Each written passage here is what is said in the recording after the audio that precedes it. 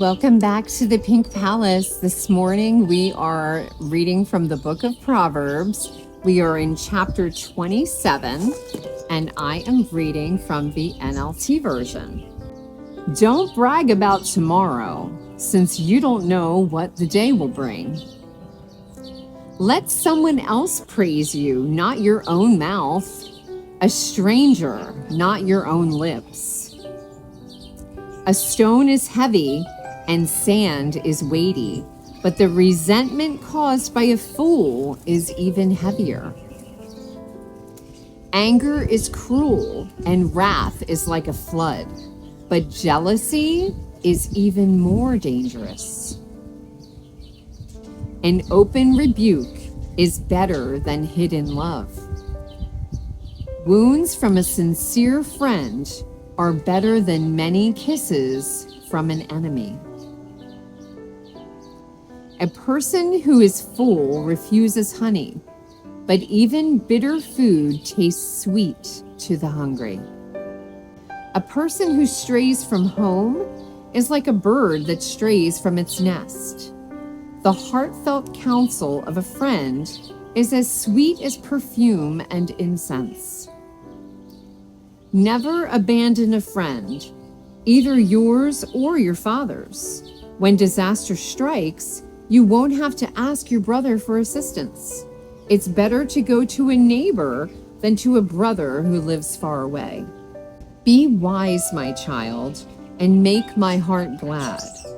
Then I will be able to answer my critics.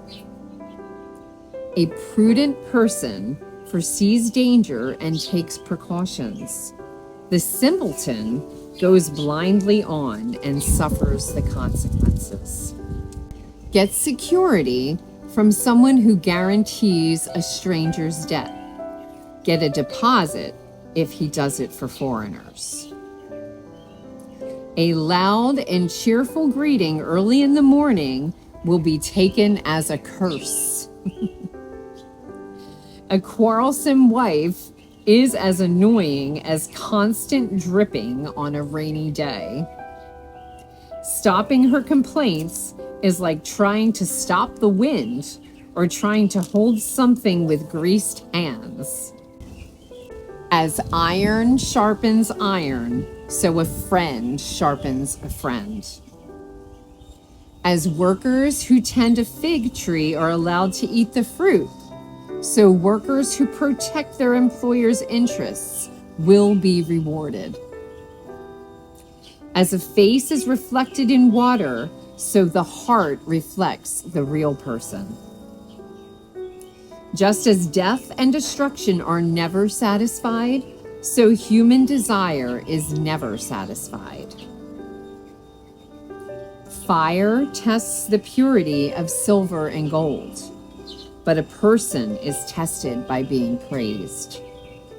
You cannot separate fools from their foolishness, even though you grind them like grain with mortar and pestle.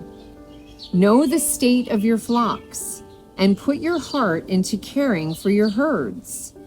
For riches don't last forever, and the crown might not be passed on to the next generation. After the hay is harvested, and the new crop appears, and the mountain grasses are gathered in, your sheep will provide wool for clothing, and your goats will provide the price of a field. And you will have enough goat's milk for yourself, your family, and your servant girls. That was chapter 27 of Proverbs.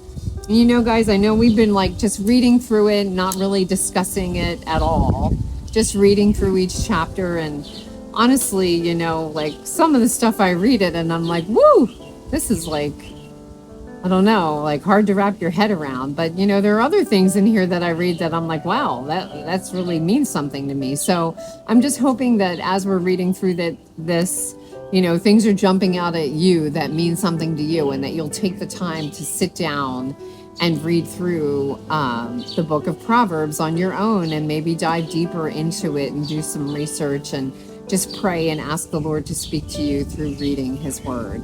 Thank you so much for joining me today. Have a wonderful day. I'll see you guys tomorrow for our next chapter of the Book of Proverbs.